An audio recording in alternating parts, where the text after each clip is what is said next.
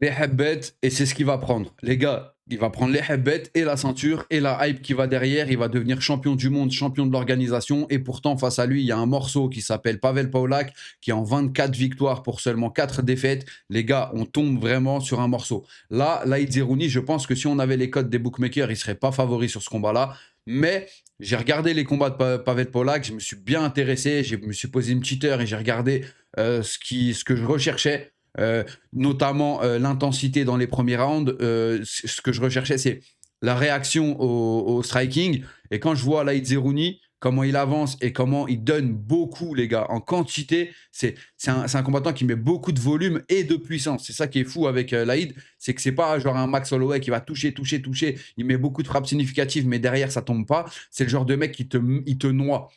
Laïd Zerouni, il n'est pas coté à sa juste valeur. Et vraiment, les gars, moi, je vous le dis, je pense vraiment que là, il va affronter le 91e mondial. Et je pense vraiment que Laïd Zerouni a largement les capacités pour gagner. Le palmarès de Laïd Zerouni, c'est 15 victoires pour 9 défaites. Et il n'est pas représentatif de la réalité. C'est-à-dire que Laïd Zerouni a pas mal de défaites en short notice ou alors en 77, alors que maintenant, il combat en 84. Il n'avait pas trouvé sa bonne catégorie de poids.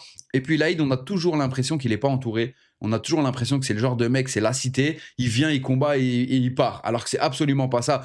Donc je pense que maintenant, Laïd est extrêmement bien entouré. On voit, il bosse avec Clément Marcoux. Je crois que c'est son head coach, mais je suis pas certain si certains d'entre vous, vous avez la réponse, n'hésitez pas à la mettre en commentaire. Moi, pour moi, Laïd Zerouni, c'est l'avenir des 84 Français.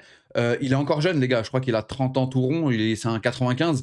Donc, c'est un mec qui frappe fort. C'est un mec qui est divertissant. Il représente deux cultures en France, la culture française et la culture algérienne. Donc, il est franco-algérien. Ça aussi, je trouve que c'est une plus-value. Beaucoup vont dire non, ça divise, tu dois faire ton camp, etc. Je parle pas avec ce genre de personnes. Donc, moi, pour moi, Laïd Zerouni, c'est le divertissement pur. La majorité de ses combats, j'avais son tapologie, je l'ai re-regardé et je me suis retapé certains de ses combats. Dans toutes ses défaites, les gars, c'est simple, hein. La stat, elle est là. Dans toutes ses défaites, c'est 2 à la décision et 6 par soumission, une seule par KO.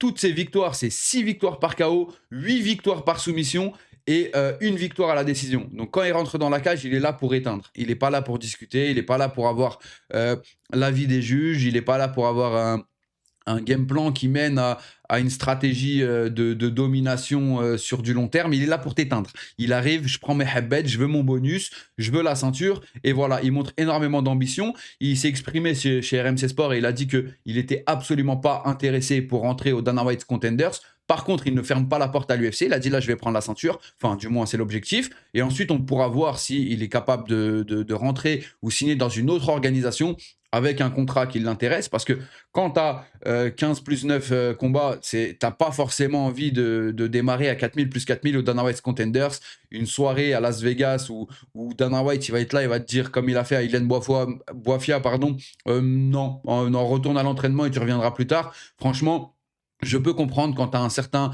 background, quand tu as un passé, quand tu as de l'expérience, quand tu n'es pas un petit jeune, tu n'as pas envie de passer par là et ça se comprend totalement. Donc, Dana White Contender, ça, voilà. Après, chacun a son cheminement, chacun a son tracé, chacun a envie de faire ce qu'il a envie de faire. Là, Zerouni, c'est le genre de combattant qui est là et qui a envie de mettre sa famille à l'abri et il y arrive plutôt bien, je suppose. Je le connais pas personnellement, les gars, mais je pense qu'il doit bien s'en sortir avec le divertissement qu'il crée. Il a créé une superbe hype qui est en Belgique face à Alan Van de Merck. Je crois, c'est à ce moment-là, il a mis un énorme KO et je pense que là, il y a un avant, il y a un après ce combat-là.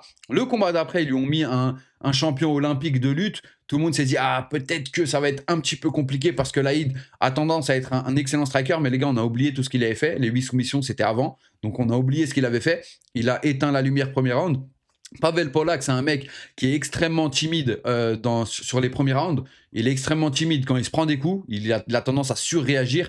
Donc je vois bien Laïd Zerouni le noyer premier round et ramener une ceinture à la France, une ceinture du KSW qui est de plus en plus prestigieuse grâce à Saladin Parnasse, grâce à tous les combattants français, Ramzan Janbiev, Wilson Varela, tous les combattants français qui ont participé au KSW. Il y en a d'autres, les gars.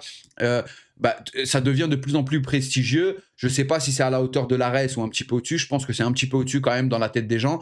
En termes de niveau, je ne sais pas. Par contre, j'ai pas envie de me prononcer sur ça. Il faudrait regarder catégorie par catégorie.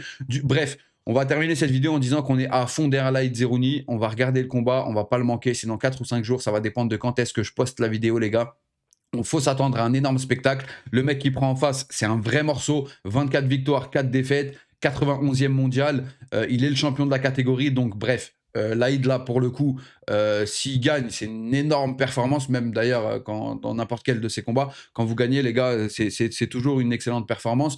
On est à fond derrière Laïd Zerouni. J'espère que il va l'emporter et que vous allez suivre ça, les gars. Moi, je suis à fond sur ce combat-là. Pensez à vous abonner, un petit like, les gars, de grandes choses arrivent. Comme je l'ai dit dans la vidéo d'avant, j'ai investi des milliers d'euros sur la chaîne, j'ai investi sur moi-même, j'ai investi sur plein de choses qui arrivent. Je compte sur vous, les gars, pour être présent parce qu'il y a de grandes choses qui arrivent. J'espère que ça va faire kiffer tout le monde. Il y a des vrais projets et ça, vous allez vous ressentir tout ça. De un, qu'il y a de l'argent, de deux, que les projets sont propres. Et j'ai pris mes locaux, les gars, pour les concepts que je veux faire. Donc, je compte sur vous, les gars, et grosse force à la Zerouni.